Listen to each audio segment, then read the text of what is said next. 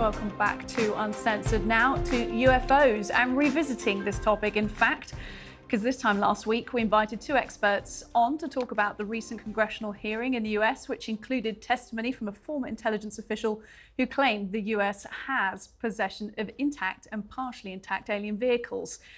I actually asked to do this topic while covering this seat for Piers because I find it really interesting. And last week's interview didn't go as planned. Sometimes in live televisions, that happens. We ran short of time to get to ask the questions I wanted. We got some feedback from the community that follows the guests that we invited on, that they weren't appreciative of the way we handled it. So we decided to invite the investigative journalist and co-host of the Weaponized podcast, Jeremy Corbell, back onto this show. Joins us now. Jeremy, welcome back. And just give me a sense of exactly where you think the interview didn't go the way that was hoped last time. Yeah, Rosanna, I really appreciate you. I've heard that you are smart and that you listen to the public and that you are trying to report the news. So let's reframe this conversation. I think that you have been unfairly attacked on social media due to our last discussion. You know, I am mad as hell, and I'm not going to take it anymore. If you remember that movie. I remember it very well, Jeremy. Network. Yeah. Questions are weapons. And so that's why I'm back on. But let's talk about why I'm back on. Last time, it was like a Twilight Zone movie mixed with like The Wizard of Oz. It is like that film, Don't Look Up. I was sitting there thinking, what are they doing? Saying tinfoil hat. What are they doing playing the X-Files music? We are so far past that. But this is a battle for information right now. And I said, you know, so put on your battle helmet. So let's talk about that real quick. What I meant to try to talk with you about is that this is an international issue. And no matter what is found about this UFO topic, whatever the ground level truth is, this is the biggest story in human history. No matter what it is found that UFOs are or represent to humanity, they now call them UAP, no big deal. But I want to throw down for you right now so you understand, you might not be aware, there is a literal disinformation campaign by intelligence agencies to quote unquote shape the emerging UAP narrative. And they use stigma and sleight of hand, and your government is actually involved in this. And before today, really your network and you have been kind of unwittingly part of this problem. But as of today, right now, this conversation, your network, we are now going to make sure you are part of the solution because we're going to be talking about the facts of the UFO and UAP issue. And I am personally aware of the impacts of this last UFO hearing. Are you personally aware of the repercussions? What happened because of that UFO hearing, Rosanna? No, I'm not. And again, this is the reason why I wanted to have this discussion, because I thought it was so rare and unusual to see Congress taking the issue of UFOs so seriously. In fact, let's play a clip from some testimony we had.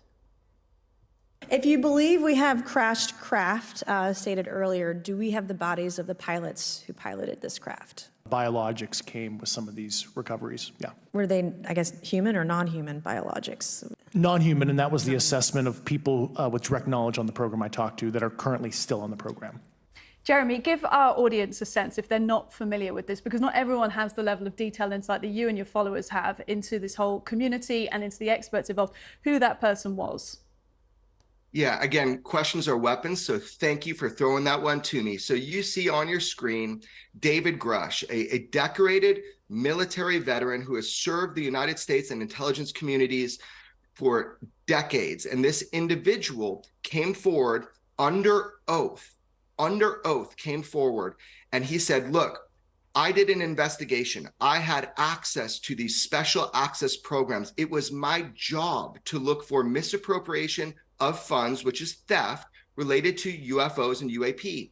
And he found them. He interviewed over 40 people that had direct firsthand knowledge of a cover-up of these UFO programs, exploitation, which means reverse engineering. So we got there in front of Congress, and for the first time in history, had firsthand people, two pilots, fighter pilots, Top Gun pilots, think Tom Cruise, one of whom engaged a UFO for the United States military. And then we had David Grush, and David Grush is a whistleblower about this theft from our governments financially to cover up this UFO exploitation or reverse engineering thing. And he just said there in that clip that there were biologics. He means pilots, non-human intelligence. Now, if that is true, whatever you want to label what he said, we need to find out if that is true. So we held this historic congressional hearing.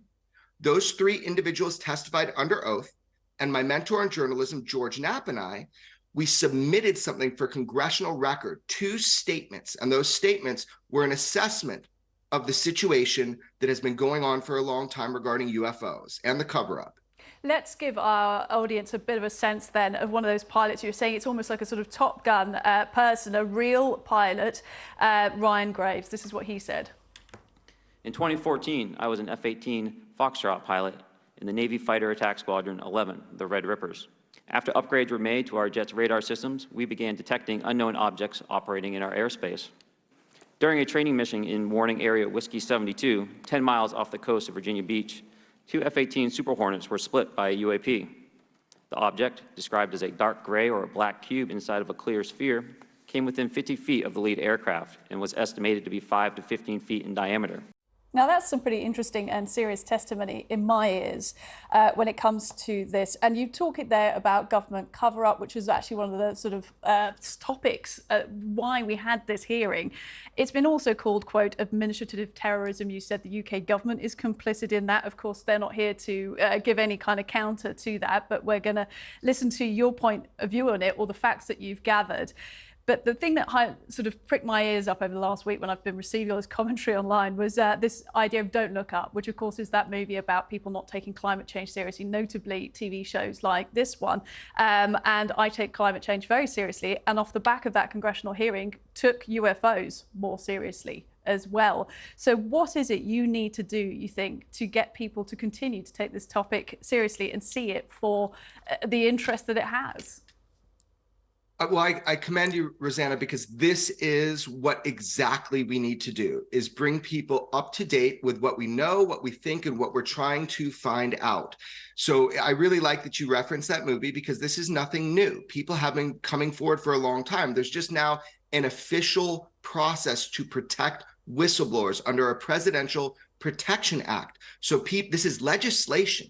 And that legislation wasn't made out of a void. This is so people can come forward and say, I have been complicit in this cover-up about UFOs, that this has been happening for a long time. It's ubiquitous across the globe, and it presents not only safety of flight issues, but also issues with deployments, issues with nuclear weapons. This is well documented that there has been interference from unknowns, from craft of unknown origin that outpace, outmaneuver, and outperform anything we have in our arsenal, as well as the UK arsenal. And how I say and why I say that the UK is involved in this is because of the Five Eyes Alliance, because I released, with my mentor in journalism, George Knapp, evidence and proof of this from Canada, that there is something called the Foreign Technologies Program, that is absolutely 100% working on these reverse engineering programs of UAPs. It's called the Foreign Materials Program, the Five Eyes Foreign Materials Program.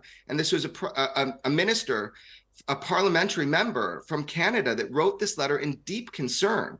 So this is something the UK, the US, the Five Eyes Alliances have all been working on. And this has been going on for a long time. So what has to happen now is we need to reduce the stigma. No more X-Files, no more tinfoil hats. Again, put on your battle helmets. What's important now is that we find out the ground truth on UFOs. We know UFOs are real. We know there are machines that are far more advanced than what we have. And this is nothing new. These have been reported before the Wright brothers went into the sky, before human beings had flight.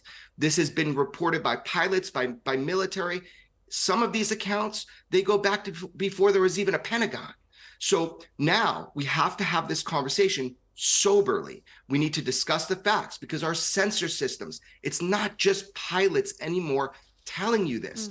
The pilots are simply corroborating what's on their shared AI radar. This is something that's being picked up. This is something that we have corroborative visual evidence of, a lot of which I have produced and put to the public through leaks that came to me. They have been verified by our Department of Defense. So everybody, what you can do is start paying attention.